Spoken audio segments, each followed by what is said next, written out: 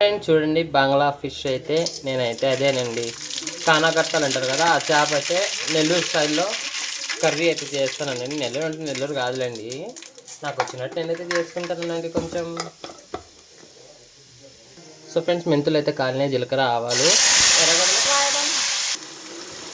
So చూడండి, ఎర్రగడ్డ అయితే ఇట్లా సన్నగా కచ్చా పచ్చాగా అయితే మిక్సీ అయితే కొట్టుకోవాలండి, అప్పుడే ఫ్లేవర్ బాగా అయితే పడుతుంది.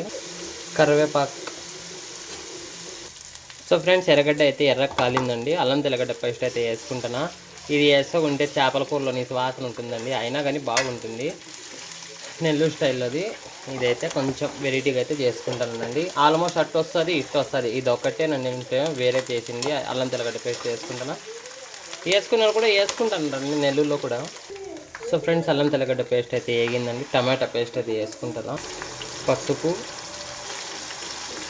కారం 3 స్పూన్లు వేసుకుంటానండి, ఎందుకంటే చేపల కూర అండి, కొంచెం కారం పులుపు ఉంటేనే బాగుంటుంది. ఉప్పు వేసుకుంటానండి. సో ఫ్రెండ్స్ చూడండి, ఎంత కలర్ఫుల్గా ఎర్రగా ఉందో కర్రీ. చింతపండు పులుసు అయితే పిండుకునేద్దామండి దీంట్లో.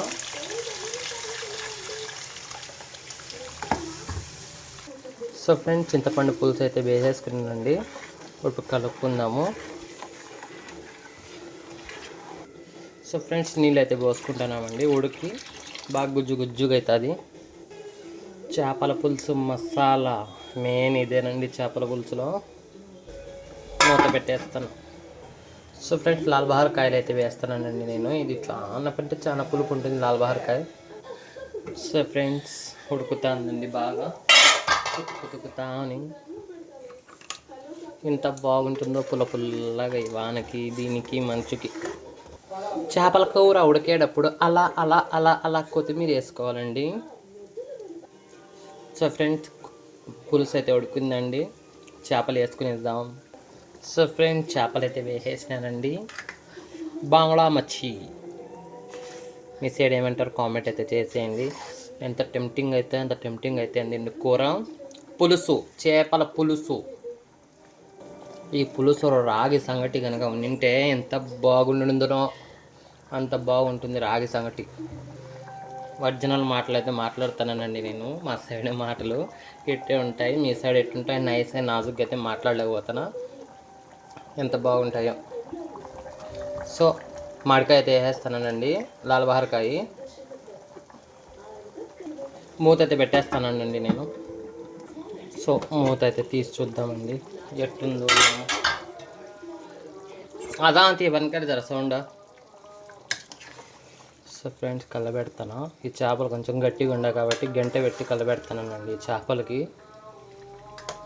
పులుసు చూడండి చిక్కగా ఎంత బాగుందో. సో ఫ్రెండ్స్, అప్పుడు కొంచెం పొడి వేసిన, ఇప్పుడు లాస్ట్లో కొంచెం వేసేస్తానండి మసాలా ఉడికేటప్పుడు, కొంచెం చేపలు వేసిన కొంచెం. సో ఫ్రెండ్స్, చేప అయితే ఉడికిందండి, ఇప్పుడు గుడ్డ తీసుకొని ఇట్లయితే కలబెట్టుకుందామండి.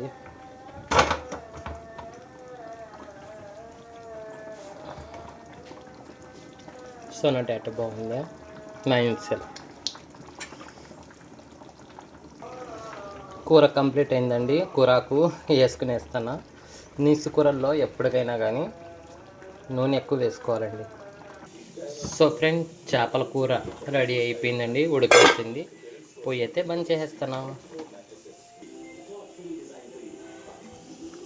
ఎంత కలర్ఫుల్గా ఉందో చూడండి చేపల కూర, ఎంత నీట్గా వచ్చిందో, ఎంత బాగుందో. సో మీరు ఇట్టే చేసుకుంటూ కామెంట్ అయితే చేసేయండి ఫ్రెండ్స్ నాకు.